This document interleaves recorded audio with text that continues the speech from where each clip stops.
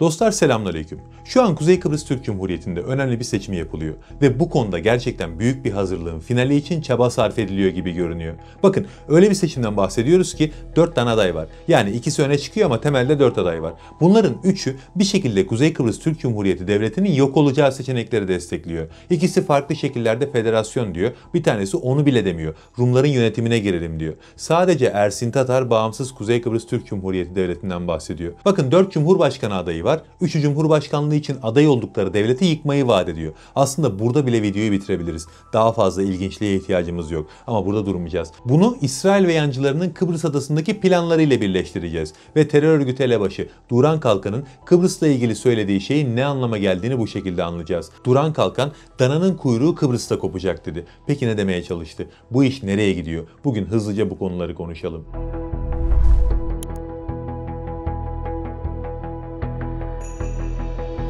Ben bu videoyu hazırlarken henüz Kuzey Kıbrıs Türk Cumhuriyeti'ndeki seçimlerin sonuçları belli değildi. Muhtemelen yayınladığında da belli olmuş olmayacak. Ama önemli değil çünkü bu videoda odak noktamız Kuzey Kıbrıs Türk Cumhuriyeti seçimleri değil. Odak noktamız Kıbrıs üzerinden Türkiye'yi hedef alan tehlikeli bir plan. Terör örgütünün elebaşlarından Duran Kalkan geçen gün bir açıklama yaptı. Devlet Bahçeli bizi kandırmaya çalışıyor ama görecek. Dananın kuyruğu Kıbrıs'ta kopacak dedi. Burada ne demeye çalıştığını anlamak aslında çok zor değil. Şu an İsrail Kıbrıs adasının tamamını ikinci Gazze yapmaya çalışıyor ve burada tek bir engel var, o da Türkiye. İşte bu seçimlerle, federasyon söylemleriyle filan Türkiye'yi devre dışı bırakmanın derdindeler. Aslında Kuzey Kıbrıs Türk Cumhuriyeti'nde bu planların hepimizden çok daha iyi anlaşılması gerekiyor. Çünkü Kuzey Kıbrıs Türk Cumhuriyeti daha bundan 50 yıl önce zaten ikinci Gazze'ydi. Yani benzer şeyleri yaşadılar. 1974'te Türkiye barış harekatını yapmadan önce adanın nüfusunun %30'u Türktü ve bu %30'luk nüfus %3'lük bir alana sıkıştırılmıştı. Bu %3'lük alanda aynı Gazze'liler gibi abluk altındaydılar. Başka bir sokağa giderken bile Rum kontrollerinden geçmek zorundaydılar. O yüzden gidemiyorlardı. Bölgeye ilaç gitmiyordu ya da çok sınırlı gidebiliyordu. İş yok, hiçbir şey yoktu. Ve tüm bunların yanında büyük bir Rum zulmü vardı. Türk askerinin adaya girişiyle bu zulüm son buldu. Çok uzak bir geçmişten de bahsetmiyoruz. 50 yıl öncesi. Yani bugün normal şartlarda seçimde federasyon kelimesini kullanan bir adayın halk tarafından linçlenmesi gerekiyor. Ama maalesef durum bu. Bu adayların kazanma ihtimalleri bile var. Hem de düşük bir ihtimalle değil. Burayı ikinci Gazze yaptıklarında akılları başlarına gelecek ama iş işten geçmiş olacak. Peki neden buranın ikinci Gazze olacağını düşünüyoruz? Yani ne alaka? İsrail'le konunun ne alakası var? Genel anlamda Kıbrıs adası söz konusu olduğunda dış aktörlerin iki temel amacı vardır. Birincisi ve ana amaçları İsrail'in güvenliği. İkincisi de Doğu Akdeniz'in enerji kaynakları. Bu iki amaç etrafında adaya toplanıyorlar ve bu amacın önünde iki engel var. Küçük engel Kuzey Kıbrıs Türk Cumhuriyeti, büyük engel onun garantörü olan Türkiye. Karşımızda kimler var? Güney Kıbrıs, Yunanistan, İngiltere, ABD ve İsrail. Başka devletler de Türkiye'nin karşısında konumlanmaya hazırlar ama burada onları saymıyorum. Aktif aktörlerden bahsediyorum sadece. İstedikleri tek şey var. Türksüz Kıbrıs. Türksüz Kıbrıs ne demek? Türkiye'siz Doğu Akdeniz demek. Türksüz Kıbrıs, İsrail için Türkiye'siz deniz sınırı demek. Türksüz Kıbrıs demek Büyük İsrail hayalinin önündeki en büyük engellerden birinin kaldırılması demek.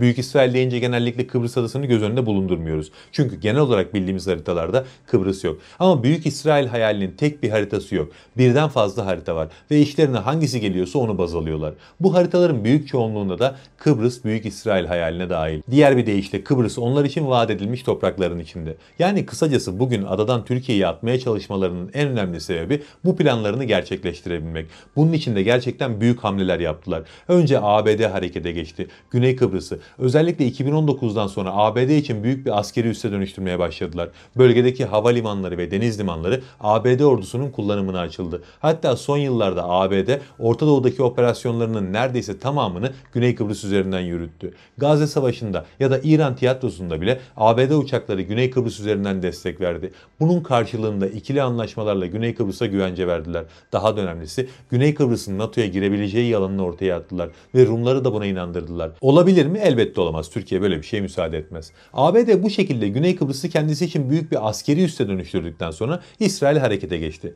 ABD'nin buradaki askeri üslerinin tamamı zaten İsrail için çalışıyordu ama İsrail kendisi de orada olmak istedi. Ve şu anda da oradalar. Kafalarına göre Güney Kıbrıs topraklarını kullanabiliyorlar. Rum yönetimi buradaki tehlikeyi göremeyecek kadar ahmak. Hatta Rum yönetiminin savunma bakanı daha önce şöyle bir ifade kullanmıştı. Yunanlılar kardeşimiz olabilirler ama İsrailliler 3 dakika içerisinde Kıbrıs'a gelebilir. Bu ifadeyi neden kullandı? Çünkü birincisi demek ki İsrail bunlara böyle bir garanti verdi. Özellikle Türkiye'ye karşı onları koruyacağını filan söyledi. İkincisi Yunanistan'dan ziyade İsrail'e güvendiklerini göstermek istediler. İsrail burada sadece askeri anlaşmalarla da varlık göstermiyor. Yahudilerin klasik hamlesini burada da gerçekleştiriyorlar. Toprak satın alıyorlar. Rum tarafında şu ana kadar binlerce dönüm arazi satın aldılar. Bunun yanında 50 bin konut yine Yahudiler tarafından satın alındı. Özellikle 7 Ekim'den sonra 15 bin Yahudi Güney Kıbrıs'a gelip yerleşti. Yani burada bir nüfus oluşturuyorlar. Hatta geçenlerde bir İsrail gazetesinde Kıbrıs için ikinci İsrail ifadesi kullanıldı. Çünkü dünyada İsrail'den sonra İbranice'nin en çok konuşulduğu yer olarak gösterildi orası.